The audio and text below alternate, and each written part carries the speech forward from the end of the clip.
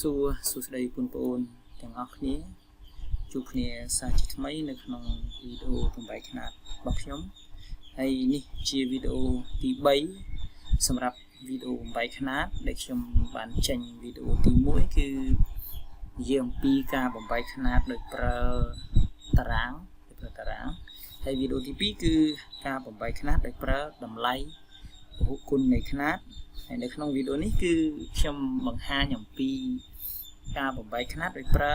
តម្លៃអនុពហុគុណនៃខ្នាតវិញម្ដងហើយខ្ញុំមកខាត់ពេលយូរមកយើងចូលទៅក្នុងការបំបែកខ្នាតនឹងបងប្អូនគ្នាហើយបាទនៅក្នុងការបំបែកខ្នាតដោយប្រើប្រាស់តម្លៃអនុពហុគុណនៃខ្នាតយើងមាន3ជួឆោដូចនៅក្នុងតម្លៃពហុគុណនៃខ្នាតដែរណា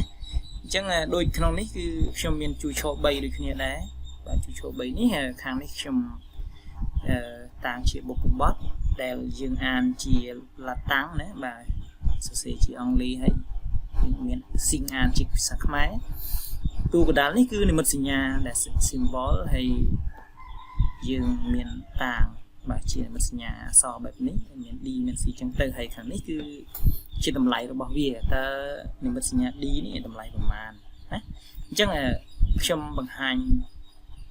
អ្នកទាំងអស់គ្នាគឺដូចជាអក្សរ D តូចនេះបើយើងអានឬក្នុងបុព្វបុត្ររបស់វាគឺយើងអានថា DC បាទខ្ញុំមានសរសេរជាភាសាខ្មែរ DC ដែលតម្លៃរបស់វាគឺ10ស្វ័យគុណដក1ហើយ C តូចនេះគឺសង់ទីតម្លៃ10ស្វ័យគុណដក2ហើយ M តូចនេះយើងអានថា milli ហើយតម្លៃវា10ស្វ័យគុណដក3អក្សរ1នេះគឺយើងអានថា micro តម្លៃវា10ស្វ័យគុណដក6ហើយ N តូច nano 10ស្វ័យគុណដក9ហើយអក្សរ P បាទអានថា pico តម្លៃវា10ស្វ័យគុណដក12រីឯ F គឺ femto ហើយតម្លៃវា10ស្វ័យគុណដក15រីឯអក្សរ A តូចនេះគឺយើងអានថា atto ដែលមានតម្លៃ10ស្វ័យគុណដក18បាទនៅក្នុងតម្លៃអនុពហុគុណនៃខ្នាតមានផ្សេងទៀតមានតែក្រមមាន10ស្វ័យគុណដក24តែខ្ញុំអត់បង្ហាញទេខ្ញុំបង្ហាញតែប៉ុណ្នេះហើយរបៀបនៃការប្រើប្រាស់ខ្ញុំមានឧទាហរណ៍ខាងនេះឧទាហរណ៍ខ្ញុំមានអនុពហុគុណនៃម៉ែត្របាទនៃម៉ែត្រនេះហើយកាលណាគេនិយាយអំពីអនុពហុគុណនៃម៉ែត្រមានន័យថាគេសំដៅលើការវាស់ប្រវែងណាយើងគិតជាម៉ែត្រអញ្ចឹងទៅឧបមាថាគេឲ្យ1 decimeter 1 decimeter តើស្មើប្រមាណម៉ែត្រអញ្ចឹងកន្លែងនេះយើងគ្រាន់តែយកតម្លៃ dc ដែលស្មើនឹង10ស្វ័យគុណដក1នេះចំនួនត្រង់កន្លែងអក្សរ D នេះដែលជា D អានថា DC ហើយថែមម៉ែត្រមក decimeter អញ្ចឹងយើងបាន1ខាងមុខនេះ DC 10ស្វ័យគុណដក1មកហើយម៉ែត្រមកទៅជាម៉ែត្រខ្ញុំតម្លាក់ស្វ័យគុណទៅបាន 0.1 បាទរីឯឧទាហរណ៍មួយទៀតខ្ញុំមានបាទ1សង់ទីម៉ែត្រតើស្មើប្រមាណម៉ែត្រអញ្ចឹង1សង់ទីម៉ែត្រខ្ញុំសរសេរ1គុណ10ស្វ័យគុណដក12សំទោសស្វ័យគុណដក2ព្រោះសង់ទីហ្នឹងគឺ10ស្វ័យគុណដក2រីឯម៉ែត្រយើងរក្សាដដែលអញ្ចឹងខ្ញុំតម្លាក់ស្វ័យគុណទៅបាន 0.01 ម៉ែត្រអញ្ចឹងទៅណាឧទាហរណ៍ទៀតគឺខ្ញុំមាន1មីលីម៉ែត្រអញ្ចឹងមីលី10ស្វ័យគុណដក3អញ្ចឹងបាន1គុណ10ស្វ័យគុណដក3ម៉ែត្រហើយខ្ញុំតម្លាក់ស្វ័យគុណទៅបាន 0.001 ម៉ែត្រអញ្ចឹងទៅហើយឧទាហរណ៍បន្ទាប់ទៀតខ្ញុំសុំលឿនបន្តិចខ្ញុំមាន1មីក្រូម៉ែត្រអញ្ចឹងចំនួនតម្លៃមីក្រូកន្លែងស1នេះដោយ10ស្វ័យគុណដក6យើងបាន1គុណ10ស្វ័យគុណដក6ម៉ែត្រណា16ម៉ែត្រហើយខ្ញុំអត់តម្លាក់ស្វ័យគុណទៀតទេព្រោះឃើញថាស្វ័យគុណដក6បើសិនជាយើងតម្លាក់ស្វ័យគុណមានន័យថា0សំទោសចំនួននៅខាងក្រោយចុចទស្សភៈហ្នឹងគឺមានដល់6ខ្ទង់អញ្ចឹងយើងសរសេរជាស្វ័យគុណបែបនេះគឺងាយជាងណាបន្ទាប់ទៀតខ្ញុំមាន1ណាណូម៉ែត្រគឺយើងអាចសរសេរបាន1គុណ10ស្វ័យគុណដក9ម៉ែត្ររីឯខាងនេះគឺ1ពីកូម៉ែត្រយើងអាចសរសេរថា1គុណ10ស្វ័យគុណដក12ម៉ែត្រហើយ femto 1 f បាទ fm 1 femtometer យើងអាចជំនួសទៅបាន1គុណ10ស្វ័យគុណដក15រីឯចុងក្រោយគឺខ្ញុំមាន1 attometer và atomet គឺ ស្មើនឹង 1 គុណ 10 ស្វ័យគុណ ដល់ 18 ម៉ែត្រ ចឹងទៅ នេះ គឺជា ការ ជំនួស នៅ ក្នុង អនុភូគុណ នៃ ម៉ែត្រ ហើយ បងប្អូន អាច មើល នៅ ក្នុង អនុភូគុណ នៃ ម៉ែត្រការ៉េ វិញ ម្ដង ចឹង ខ្ញុំ មាន អនុភូគុណ នៃ ម៉ែត្រការ៉េ ខាង នេះ បងប្អូន មើល ទាំង អស់ គ្នា ឧបមា ខ្ញុំ មាន 1 decimeter កន្លែង នេះ សំទោស 1 decimeter ការ៉េ ខ្ញុំ មាន ជំរើស 2 របៀប ឲ្យ យើង មើល 1 decimeter ខ្ញុំ អាច សរសេរ ថា សំទោស 1 decimeter ការ៉េ ខ្ញុំ អាច សរសេរ ថា 1 decimeter គុណ 1 decimeter អញ្ចឹង មាន ន័យ ថា វា គុណ គ្នា 2 ដង អញ្ចឹង ដោយសារ 1 decimeter យើង អាច បំបែក បាន 1 គុណ 10 ស្វ័យគុណ ដល់ 1 រីឯ ខាង នេះ 1 គុណ 10 ស្វ័យគុណ ដល់ 1 ម៉ែត្រ ដូច គ្នា ដែរ អានេះ អញ្ចឹង វា 2 ដង បែប នេះ យើង ទូទាត់ ស្វ័យគុណ ខាង លើ នេះ តាម រយៈ រូបមន្ត a ស្វ័យគុណ m គុណ a ស្វ័យគុណ n សាគោល ដូច គ្នា យើង បាន a ស្វ័យគុណ m បូក n អញ្ចឹង តែ ខ្ញុំ អត់ បាន ដាក់ រូបមន្ត ទេ អញ្ចឹង ដោយសារ តែ ខាង នេះ យើង ឃើញ ថា បាទ យើង ឃើញ ថា 10 ស្វ័យគុណ ដល់ 1 អានេះ 10 ស្វ័យគុណ ដល់ 1 យើង ទូទាត់ គ្នា ទៅ រីឯ មេគុណ យើង គុណ មេគុណ ទៅ យើង បាន 1 គុណ 1 បាន 1 10 ស្វ័យគុណ ដល់ 1 គុណ 10 ស្វ័យគុណ ដល់ 1 បាន 10 ស្វ័យគុណ ដល់ 2 រីឯ ម៉ែត្រ គុណ ម៉ែត្រ បាន បាទ បាន ម៉ែត្រការ៉េ អានេះ គឺជា របៀប ដែល យើង អាច បំបែក ខ្នាត បាន ងាយ មួយទៀត ខ្ញុំ មាន វិធី លេខ ដដែល ទេ ខ្ញុំ មាន វិធី ថ្មី មួយទៀត ខ្ញុំ ឃើញ ថា ខាង នេះ ជា អនុភូគុណ នៃ ម៉ែត្រការ៉េ ដោយសារ ស្វ័យគុណ 2 អញ្ចឹង ខ្ញុំ ជំនួស ដោយ តម្លៃ 10 ស្វ័យគុណ ដល់ 1 សម្រាប់ decimeter នៅកន្លែង នេះ ហើយ លើក ជា ការ៉េ អានេះ លើក ជា ការ៉េ ដោយសារ វា មាន 2 ដង អញ្ចឹង ណា នេះ ជា របៀប របស់ ខ្ញុំ ទេ ហើយ យើង មើល ទៅ 10 ស្វ័យគុណ ដល់ 1 លើក ជា ការ៉េ វា បាន 10 ស្វ័យគុណ ដល់ 12 ម៉ែត្រការ៉េ ដដែល នេះ ឃើញ ងាយ ជាង អូខេ អញ្ចឹង សម្រាប់ វិធី ទាំង ពីរ នេះ បងប្អូន មើល បើសិន ជា បងប្អូន យល់ របៀប មួយ ណា ធ្វើ តាម មួយ ហ្នឹង ទៅ សម្រាប់ គ្រូ ប្រើ បាន តែ 2 ហើយ គ្រូ ស្រួល ជាង គេ គឺ គ្រូ ប្រើ ខាង ក្រោម គឺ ឃើញ មាន ការ៉េ បាទ ចំនួន តម្លៃ DC នេះ ដោយ 10 ស្វ័យគុណ ដល់ 1 ហើយ លើក ជា ការ៉េ អូខេ លើក ជា ការ៉េ ទៅ បាន 10 ស្វ័យគុណ ដល់ 2 តម្លៃ ឃើញ ដូច គ្នា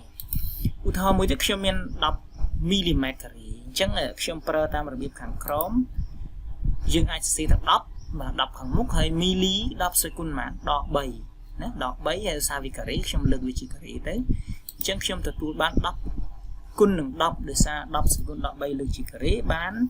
10 ស្វ័យគុណ ដល់ 6 យើង ប្រើ តាម ទម្រង់ a ស្វ័យគុណ m គុណ n បាន a ស្វ័យគុណ សំទោស យើង ប្រើ តាម ទម្រង់ a ស្វ័យគុណ m លើក ជា ស្វ័យគុណ n អញ្ចឹង យើង បាន a ស្វ័យគុណ m គុណ n បាទ ជា ស្រេច ណា អញ្ចឹង បាន ប៉ុណ្នេះ ខ្ញុំ ទូទាត់ ស្វ័យគុណ ទូទាត់ ស្វ័យគុណ គឺ ខ្ញុំ មើល ស្វ័យគុណ ខាង នេះ នេះ គឺ 10 ស្វ័យគុណ 1 ណា 10 ទេ បែប នេះ មាន 10 ស្វ័យគុណ 1 ហើយ គុណ នឹង 10 ស្វ័យគុណ ដល់ 6 យើង ទូទាត់ ស្វ័យគុណ ទៅ បាន 10 ស្វ័យគុណ ដល់ 5 ម៉ែត្រ ការ៉េ បាទ 10 ស្វ័យគុណ ដល់ 5 ម៉ែត្រ ការ៉េ ខ្ញុំ ឧទាហរណ៍ មួយ ទៀត ខ្ញុំ មាន 0.5 ណាណូម៉ែត្រ ការ៉េ ស្មើ ប្រមាណ អញ្ចឹង កន្លែង នេះ ដូច គ្នា ដែរ ដោយសារ ណាណូ មិញ គឺ 10 ស្វ័យគុណ ដល់ 9 អញ្ចឹង ខ្ញុំ សរសេរ ថា 0.5 គុណ នឹង 10 ស្វ័យគុណ ដល់ 9 ហើយ លើក ជា ការ៉េ បាទ លើក ជា ការ៉េ នេះ អត់ លើក ការ៉េ ខាង លេខ ខាង មុខ នេះ ទេ មេគុណ ខាង មុខ ទេ ខ្ញុំ លើក តែ តម្លៃ ដែល ខ្ញុំ ជំនួស គឺ ណាណូ នេះ 10 ស្វ័យគុណ ដល់ 9 លើក ជា ការ៉េ អញ្ចឹង ខ្ញុំ ទូទាត់ ទៅ បាទ ខ្ញុំ ទូទាត់ ស្វ័យគុណ លេខ ខ្ញុំ ទុក សិន អញ្ចឹង 10 ស្វ័យគុណ ដល់ 9 លើក ជា ការ៉េ បាន បាទ 19 គុណ 2 បាន 18 អានេះ បាន 18 អញ្ចឹង ខ្ញុំ ទូទាត់ បាទ ខ្ញុំ សរសេរ លេខ បំបត្តិ ចុច ទស្សភាគ នេះ បាន ឡើង ស្វ័យគុណ 1 មក រំកិល ចុច ទស្សភាគ 1 អញ្ចឹង បាន 10 ស្វ័យគុណ ដល់ 19 ម៉ែត្រ ការ៉េ អញ្ចឹង បាទ នេះ គឺ ជា វីដេអូ ការ ប្រើប្រាស់ អនុភូគុណ ចំពោះ ម៉ែត្រ ការ៉េ ចុះ ចំពោះ ម៉ែត្រ គូប វិញ ម្ដង អញ្ចឹង ខ្ញុំ មាន ម៉ែត្រ គូប ដូច គ្នា ដែរ នេះ ខ្ញុំ មាន ម៉ែត្រ គូប អញ្ចឹង ឧបមា ខ្ញុំ មាន 1 សង់ទីម៉ែត្រ គូប អញ្ចឹង ខ្ញុំ ធ្វើ បាន 2 របៀប ដូច មិញ ខ្ញុំ អាច សរសេរ ថា 1 សង់ទីម៉ែត្រ គុណ 1 សង់ទីម៉ែត្រ គុណ 1 សង់ទីម៉ែត្រ ចំនួន 3 ដង ពោ សង់ទីម៉ែត្រ សង់ទីម៉ែត្រ សង់ទីម៉ែត្រ ទៅ បាន សង់ទីម៉ែត្រ គូប ឃើញ ទេ សង់ទី គឺ 10 ស្វ័យគុណ ដល់ 2 អញ្ចឹង ខាង មុខ នេះ បាន 1 គុណ 10 ស្វ័យគុណ ដល់ 2 ម៉ែត្រ កណ្ដាល នេះ ដូចគ្នាដែរ1គុណ10សេគុណដក2ម៉ែត្រហើយខាងក្រោយគឺ1គុណ10សេគុណដកបាទដក2ម៉ែត្រដូចគ្នាដែរអញ្ចឹងយើងឃើញថាលេខបែបនេះយើងគុណគ្នាមកយើងទូទាត់ស្វ័យគុណដោយ1គុណ1គុណគ្នាវាមក1គុណ1 1បាន1រីឯ10ស្វ័យគុណដក2គុណ10ស្វ័យគុណដក2បាន10ស្វ័យគុណដក4អានេះដក4អញ្ចឹង10សេគុណដក4គុណ10សេគុណដក2ទៀតបាន10សេគុណដក6អញ្ចឹងចុងក្រោយគឺ10សេគុណដក6ម៉ែត្រគូបអញ្ចឹងទៅណាលំហាត់កន្លែងនេះដដែលទេតែខ្ញុំប្រើតាមវិធីដូចខាងម៉ែត្រការ៉េនេះគឺឧបមាខ្ញុំមាន1សង់ទីម៉ែត្រគូបដដែលខ្ញុំអាចសរសេរថា10ដល់1គុណនឹង10ស្វ័យគុណដោយសារសង់2 10ស្វ័យគុណដក2ហើយដោយសារវាស្ថិតនៅក្នុងម៉ែត្រគូបអញ្ចឹងខ្ញុំលើកវាជាស្វ័យគុណ3លើកជាគូបអញ្ចឹងខ្ញុំសរសេរថា1ហើយសង់ទីនេះជំនួសដោយ10ស្វ័យគុណដក2ហើយលើកជាស្វ័យគុណ3មកពេលនោះយើងទូទាត់ស្វ័យគុណយើងនឹងទទួលបាន10ស្វ័យគុណដក6ដូចគ្នាដែរបាទតែពិតមាន1គាត់លេខ1នេះយើងបាទយើងអត់សរសេរទេណាព្រោះ1គុណនឹងចំនួនណាគឺឃើញចំនួននោះហើយលេខ1គឺយើងអត់សរសេរទេ